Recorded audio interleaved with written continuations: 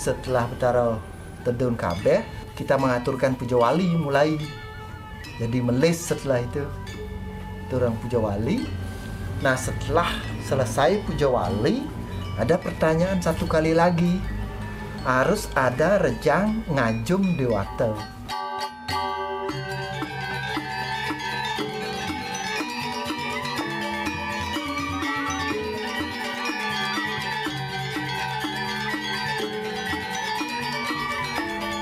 Ini ditarikan biasanya sama orang-orang yang sudah dewasa. Artinya orang yang sudah menikah boleh, orang yang sudah mens itu boleh. Berbeda dengan Nastadalau itu yang ditarikan oleh anak yang belum akil balik.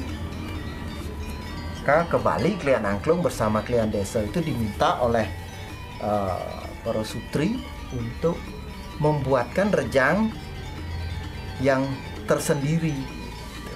Makanya tiang dari klien angklung waktu nikah menjanji dasar bahwa rejang ini harus ditarikan oleh orang minimal 40.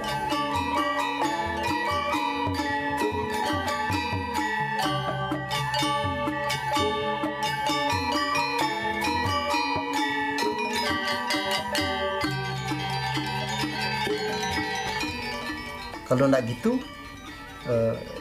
ini tidak jadi ditarikan, minimal 40 orang. Karena itu menunjukkan sifatnya bersifat kolosal. Nah, kemudian yang menarikan rejang ini harus disimbolkan dia itu sebagai rejang dedari. Cuman ketika tiang minta kepada Pak Nyoman Carita untuk membuat rejang dedari, dia tidak mau memberikan nama rejang dedari, maka dia sebut sebagai rejang apsari.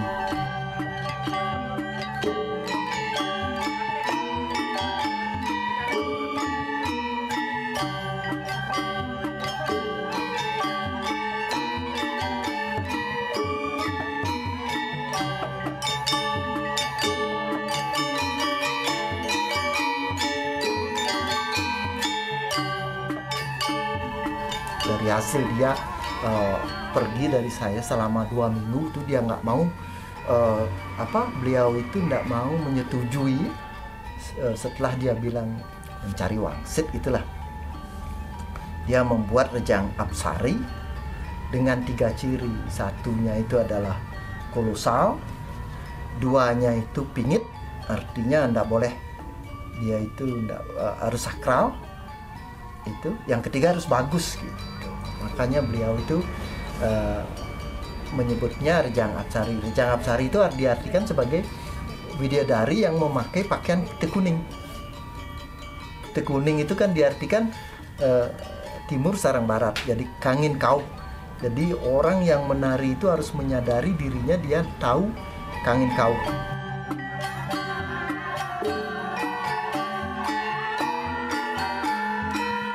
Apsari ini kan artinya dedari saking kayangan yang memakai pakaian putih kuning. Itu digunakan sebagai tarian pengajum dewata. Jadi rejang ngajum dewata. Yang lain-lain kan sebenarnya ada rejang renteng, itu digunakan sebagai rejang ngajum dewata setelah katuran feodalan. Nah, saya sebenarnya sebagai klien angklung itu tidak merasa mampu untuk bisa ngurusi semua ini. Jadi dikatakan oleh Jero Mangkulingsir ketika itu bahwa dalam kondisi yang biasa saya tidak mungkin untuk bisa mengurus baris gede, rejang sama rejang apsari. Jadi itu memang karena Ratu Ayu pengen metangi, mekayunung metangi. Setelah metangi mekayunung meyas, setelah meyas mekayunung mesolah. Awentan miring, makanya muncullah tarian ini.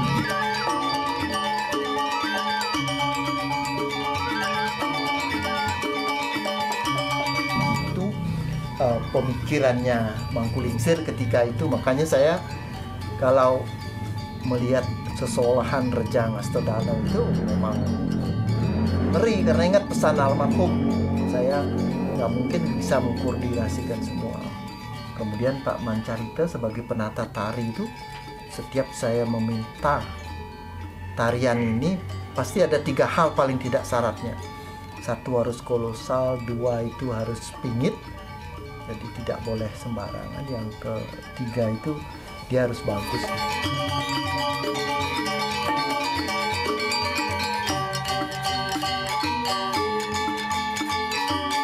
Cuman kan yang pertama mau memiliki Rejang Apsari itu kan Butlon.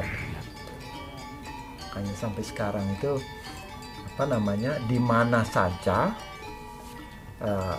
Beneso Agung ngadagang karya, kemungkinan besar tari wali niki baris gede Rejang Astadalo sama Rejang Apsari diminta untuk melengkapi wali gitu lah.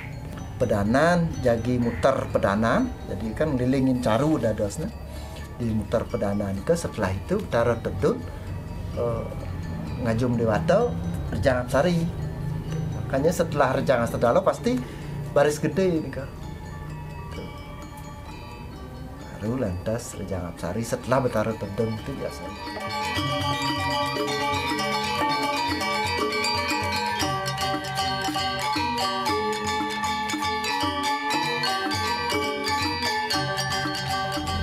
Jadi yang sebenarnya Butlon kan tidak akan punya sekangklung seperti yang ada sekarang.